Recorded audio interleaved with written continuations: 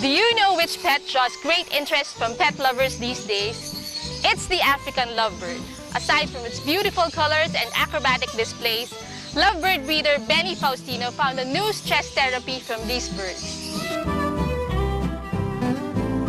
We went to Mekawayan, Bulacan to visit the house of Mr. Benny Faustino, who made an aviary because of his wide interest for birds. Talagang hili ko buhat ng bata pa ako, hili ko na yung ibon. Kaya lang nung araw, mga native na ibon yung inaalagaan ko. But this interesting aviary was dominated by one bird species, the African lovebird. With its sociable personality, they did not fail to fascinate Benny Faustino, a businessman and bird hobbyist. Pero nung makita ko tong African lovebird, tapos nag-aanak sila, tuwan-tuwa ako nung makita ko yung mga anak. So I started breeding lovebirds. Benny has been breeding lovebirds for 6 years, and according to him, the cost of acquiring these birds is not expensive. Walang talagang general rule kung saan ka magsisimula at kung magastos o hindi. Kung pwedeng magastos kung ang aalagaan mo yung mga mamahalin talaga. Subalit kung aalagaan mo yung mga pangkaraniwang kulay na hindi masyadong mahal, hindi naman yan kamahalan.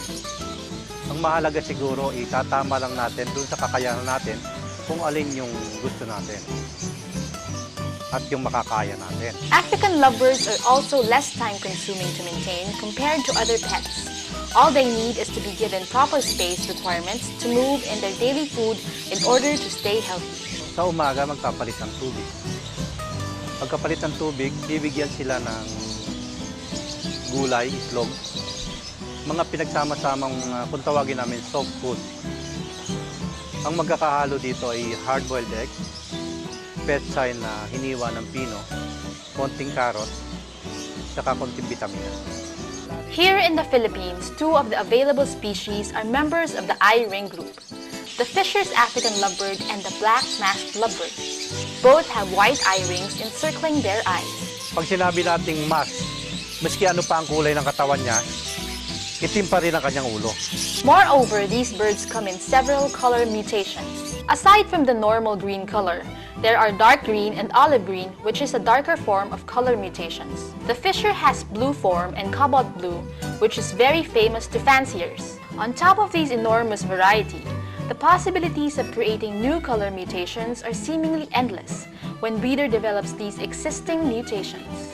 Ang unang-unang kulay nito na galing doon sa gubat na pinaghulihan sa kanila, yung normal green.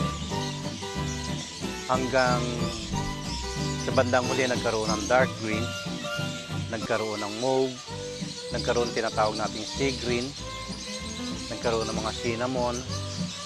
Unti-unti nang dumami yung mga mutation. Evidently, Benny became a serious enthusiast as time went by. He started to propagate and collect dozens of various color mutations. Dito sa amin, kami nagbibigay ng partner sa kanila.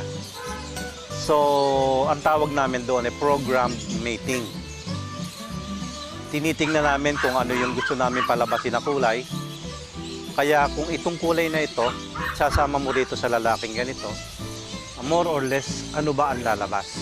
Aside from its interesting mutations, Benny noticed more than these birds' physical attributes. These birds cuddle, groom each other, and put food into each other's beaks, just like lovers do.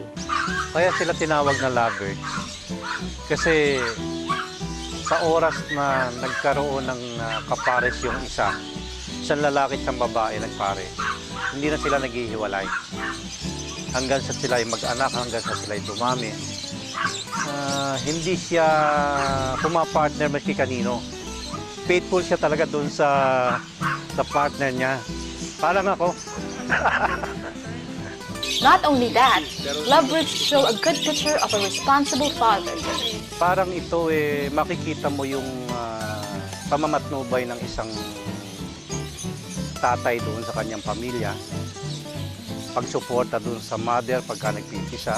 Pagsusubo doon sa mga bata pagkapakain hanggang sila ay nakakalipad na. Aside from learning good family lessons from these birds, for Benny, taking time with these birds could be a very effective stress therapy. Napakaraming bagay na magiging pakinabang mo sa pag-aalaga nitong mga lovebirds.